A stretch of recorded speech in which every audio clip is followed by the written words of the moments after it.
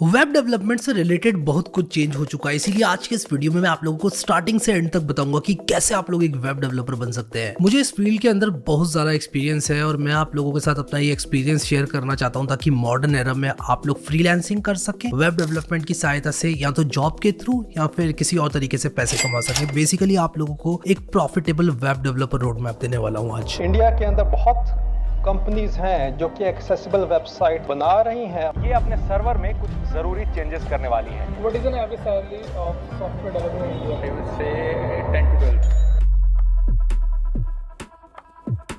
अब web development सिर्फ HTML, CSS, JavaScript नहीं होता है। वेब डेवलपमेंट की सहायता से बहुत सारी वेबसाइट्स पावर होती हैं। वेब डेवलपमेंट अगर एक बहुत ही बेसिक लेवल पे बात करूं तो HTML, CSS एंड जावास्क्रिप्ट की सहायता से जो वेबसाइट्स आप लोगों को देखने को मिलती हैं, किस तरह से उनको क्रिएट किया जाता है, ये होता है। अब देखो, HTML, CSS and JavaScript are basic building blocks of any website. मैं आप लोगों को समझाता हूँ किस तरह से काम करते हैं और कोई भी इस दुनिया की वेबसाइट है अगर वो किस तरह से काम करती है। HTML जो कि एक बेयर बोन स्ट्रक्चर वेबसाइट का डिफाइन करता है, उसको आप कुछ इस तरह से समझ सकते हो जैसे आपकी ह्यूमन स्केलेटन होती है जिसमें सिर्फ हड्डियां हैं और कुछ भी नहीं है। CSS वेब पेजेस में स्टाइल्स देने के लिए यूजफुल होता है, यानी कि आपकी वेबसाइट्स को खूबसूरत बनाता है। आप इसको कुछ ऐसा समझ सकते हो जैसे कि हमारी स्किन होती है, हमारे नेल्स होते हैं, हमारे लिप्स होते हैं जो कि हमारी बॉडी को एक खूबसूरती देते हैं। उसी तरह वेब डेवलपमेंट में CSS एक वेब पेज को ब्यूटीफुल बनाती है and JavaScript is the brain of client side. जैसे कि हमारा दिमाग होता है, उसी तरह से जावास्क्रिप्ट ये मैनिपुलेट करती है किस तरह से एक बटन पर क्लिक करके एक्शन लिया जाएगा, किस तरह से होवर करने पर एक्शन लिया जाएगा। ये सारी चीजें जावास्क्रिप्ट के थ्रू आप लोग कंट्रोल कर सकते हो। अब server HTML, CSS and JavaScript को क्लाइंट तक भेजता है और क्लाइंट इसको पार्स करता है। जो सर्वर होता है उसके अंदर जो कोड चल रहा होता है उसको हम बैकएंड बोलते हैं और HTML, CSS एंड जावास्क्रिप्ट जो कि हमारे यूजर तक यानी कि क्लाइंट तक पहुंचती है उसको हम फ्रंट एंड बोलते हैं। अब पहले ऐसा होता था कि front end development, back and development दोनों अलग अलग रोड मैप्स होते थे और दोनों लोग अलग अलग तैयारी करते थे, लेकिन आज की मॉडर्न एरा में आप लोग को front end and back and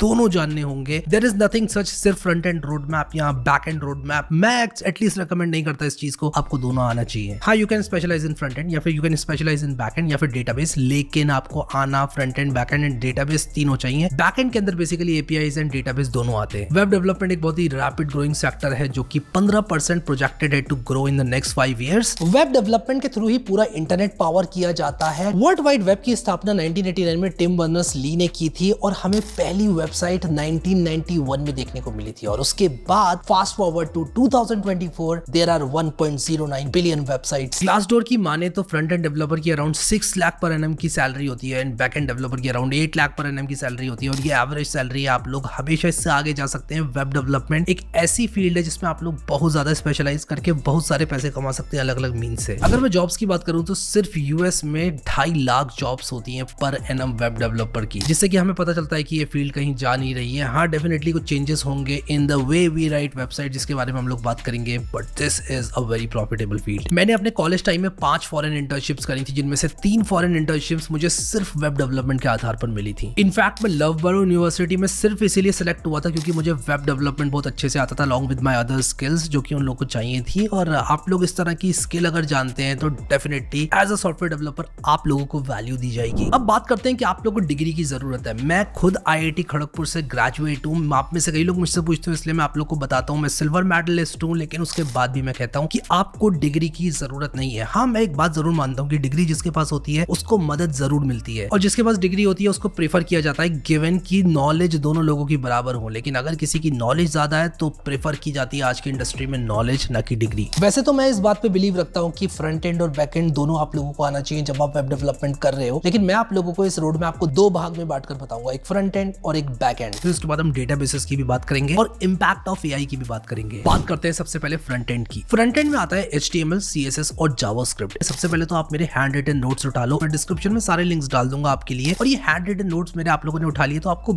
immensely help करेगा through out your web development journey. अब आता हूं HTML के अंदर। HTML एक फेयरली बेसिक टॉपिक है और आप लोग को समझ में आ जाएगा। ये बेसिकली स्केलेटन लिखने के लिए यूज होता है वेबसाइट्स का। आप लोग एक स्केलेटन लिख सकते हैं किसी भी वेबसाइट का HTML की सहायता से, जिसको आप स्टाइल करते हैं थ्रू CSS और उसके बाद फ्रंट एंड लॉजिक में जावास्क्रिप्ट लिखते हैं। HTML आप लोग अराउंड 1 वीक में इजीली कर सकते हो, जिसके बाद आप लोग CSS पे मूव करोगे और CSS से आप लोग स्टाइलिंग सीखोगे, कैसे एक वेब पेज को स्टाइल किया जाता है। बेसिकली CSS में की वैल्यू पेयर्स होते हैं स्टाइल्स के, जैसे कि बैकग्राउंड कलर आप लोग सेट कर सकते हो, आप लोग कलर सेट कर सकते हो, आप लोग ये बता सकते हो कि बॉर्डर कितना बड़ा होना चाहिए, कितने पिक्सल्स का होना चाहिए, और भी बहुत सारी चीजें आप लोग सेट कर सकते हो। अब एक बार जब आप लोगों ने सिर्फ HTML सीख ली, मैं आपको रिकमेंड करूंगा कि आप लोग बूटस्ट्रैप के थ्रू वेबसाइट्स बनाना स्टार्ट कर दो यूजिंग कॉपी पेस्ट कंपोनेंट्स। इसमें सिंपली आपको कॉपी पेस्ट करना है कंपोनेंट्स बूटस्ट्रैप की वेबसाइट से, और आपकी वेबसाइट बिल्ड होती जाएगी। ऐसे होता क्या है कि आपको कॉन्फिडेंस बिल्डअप होगा सिर्फ HTML के थ्रू आप लोग वेबसाइट्स बना पा रहे हो। एक और रिसोर्स आपको बताता हूं, उसका नाम है tailblocks.cc। आपको सिंपली प्ले CDN की जो लिंक है वो अपनी HTML में इंक्लूड करना है। बेसिकली एक स्टाइल शीट होती है, उसको इंक्लूड करना है, और इसके बाद यहां से आप लोग कंपोनेंट कॉपी पेस्ट कर सकते हो इस वेबसाइट से, एंड बहुत कमाल की वेबसाइट बना सकते हो बिना CSS को लर्न किए, बिना जावास्क्रिप्ट को लर्न किए। अब मैं ये नहीं कह रहा हूं कि CSS जावास्क्रिप्ट रिएक्ट लर्न नहीं करनी है, लेकिन सिर्फ HTML सीखकर कैसे वेबसाइट्स बनाना है ये आपको बता रहा था। मैं रिकमेंड करता हूं एक बिगिनर को कि CSS के लिए 2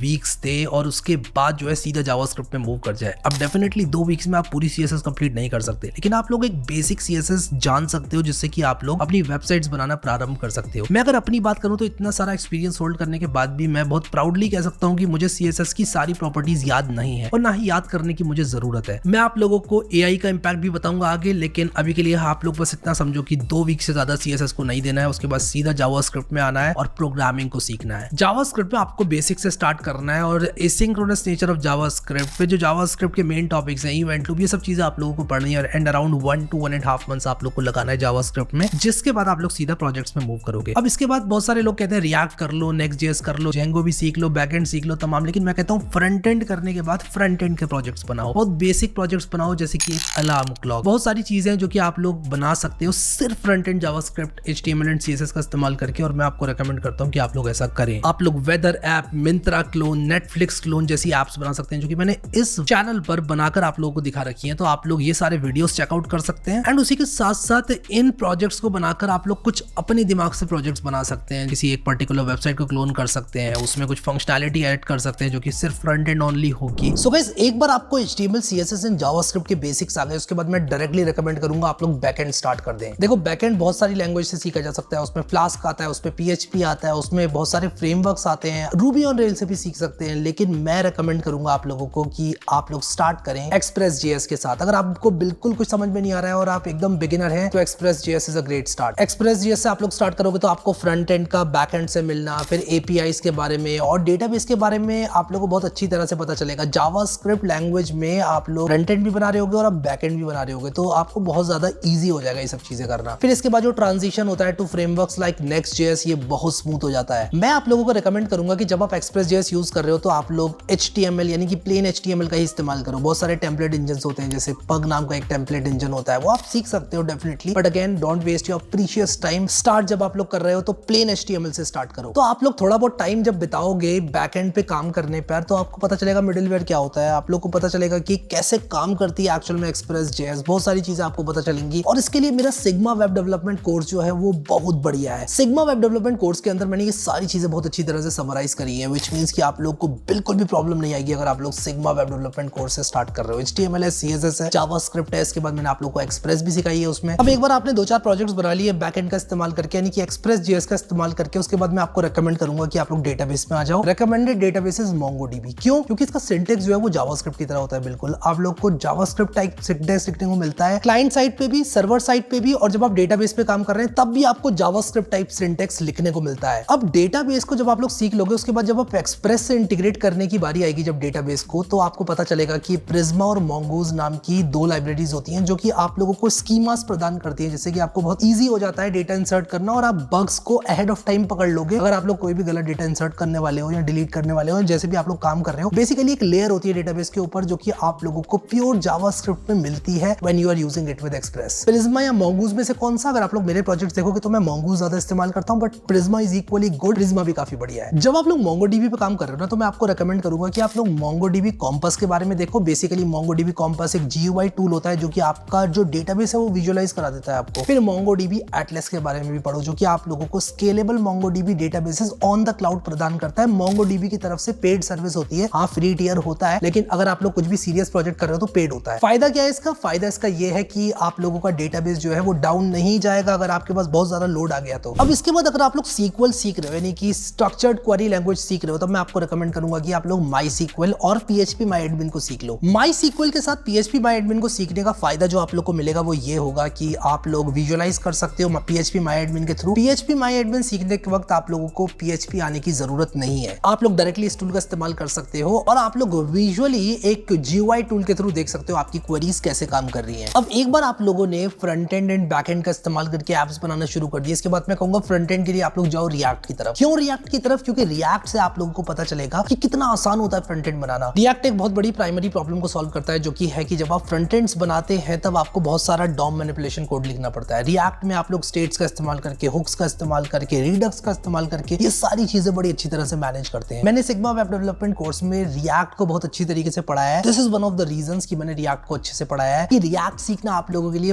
बहुत ज्यादा इंपॉर्टेंट है। फिर एक बार आप लोगों ने रिएक्ट सीख ली, मैं कहूंगा आप लोग जाओ Next.js की तरफ। जब आप Next.js की तरफ जाओगे तो आपको पता चलेगा कितना आसान हो जाता है आप लोगों के लिए front end plus back ends को मैनेज करना। फ्रंट एंड आपका Next.js में रिएक्ट में बनता है और जो बैक एंड होता है वो काइंड ऑफ एक्सप्रेस की तरह होता है, बहुत ही सिमिलर होता है एक्सप्रेस के। अब अगर आपके पास एक अच्छा रीजन है तो आप एंगुलर भी सीख सकते हैं, लेकिन अगर आप लोग कंफ्यूज है, मैं कहूंगा ये रिएक्ट वाला राउट ही आप लोग जो है अपनाएं। रिएक्ट सीखो, Next.js सीखो और एक्सप्रेस सीखो, MongoDB सीखो, Mongoose या Prisma में से कोई भी एक सेलेक्ट कर लो। You are going to make amazing applications. फिर कुछ एडिशनल टूल्स की मैं बात करूं तो आप लोग गिट और गिटअप को सीखो, कम से कम बेसिक गिट और गिटअप तो सीख लो। मैंने एक वीडियो बनाया जिसमें मैंने आपको बताया 10 मिनट में कोड को कैसे पुश करना है गिटअप पर, वो वीडियो आप लोग देख लो। इसके बाद आप लोग गिटअप कोपायलट जैसे टूल्स का इस्तेमाल करो। गिटअप कोपायलट पेड होता है, लेकिन गिटअप कोपायलट का एक ऑल्टरनेटिव है लामा कोडर प्लस ओलामा। इन टॉपिक्स पर मैंने वीडियो बना रखा है, आप लोग कैसे GitHub Copilot kind of tool को फ्री में इस्तेमाल कर सकते हो यूजिंग लामा कोडर। इससे क्या होता है ना कि आप लोगों को बहुत ही इजीली कोड सजेशंस देखने को मिलते हैं। तो आप लोग जो बॉयलर प्लेट कोड है वो लिखने में कम से कम टाइम स्पेंड कर रहे हो और प्रॉब्लम सॉल्व करने में ज्यादा से ज्यादा टाइम आप लोग लगा रहे होगे। अब ये करने के बाद आपको रुकना नहीं है, आप लोग को डिप्लॉयमेंट भी सीखना है, क्योंकि अगर आप लोग एक सफल वेब डेवलपर बनना चाहते हो तो आपको डिप्लॉयमेंट भी आना पड़ेगा। डिप्लॉयमेंट के बिना आपका काम नहीं होगा। डिप्लॉयमेंट के लिए मैं आपको रेकमेंड करता हूं कि आप लोग पहले ड्रॉपलेट बेस्ड यानी कि लिनक्स VPS बेस्ड डिप्लॉयमेंट की तरफ जाएं, यानी कि आप एक लिनक्स VPS लें और उसमें स्क्रैच से एप्स को डिप्लॉय करें। और उसके बाद आप लोग AWS की तरफ जा सकते हैं, या फिर आप लोग डिजिटल ओशियन का ऐप प्लेटफॉर्म है वो मैं रेकमेंड करता हूं आपको, आप जाकर देखो कि कैसे वो गिटहब से डायरेक्टली कोड उठा के आपके लिए एंड टू एंड डिप्लॉयमेंट कर देता है। अब मैंने आप लोगों को सिग्मा वेब डेवलपमेंट कोर्स एक बना के दिया हुआ है जिसमें मैंने ये सारी चीजें आप लोगों को बताई हुई हैं, एंड टू एंड कवर करी हुई हैं। आपको कोई टेंशन नहीं होगी। हाँ, थोड़ा टाइम जरूर आपका जाएगा, आपको अपना टाइम लेकर आना पड़ेगा, लेकिन आप एक सफल वेब डेवलपर बन जाओगे। तो सिग्मा वेब डेवलपमेंट कोर्स को एक्सेस जरूर कर लेना। इस वीडियो के साथ मैं आप लोगों को एक PDF भी दूंगा जिसको आप डिस्क्रिप्शन में दिए हुए लिंक से डाउनलोड कर सकते हो। जो भी चीजें मैंने इस वीडियो में आपको बताई हैं वो आपको एक PDF के फॉर्म में मिल जाएगी। अब एक बार आप लोगों ने ये सारी चीजें सीख ली, Next.js से 5-6 एप्लीकेशंस बना ली, व्हेन आई से एप्लीकेशंस आपको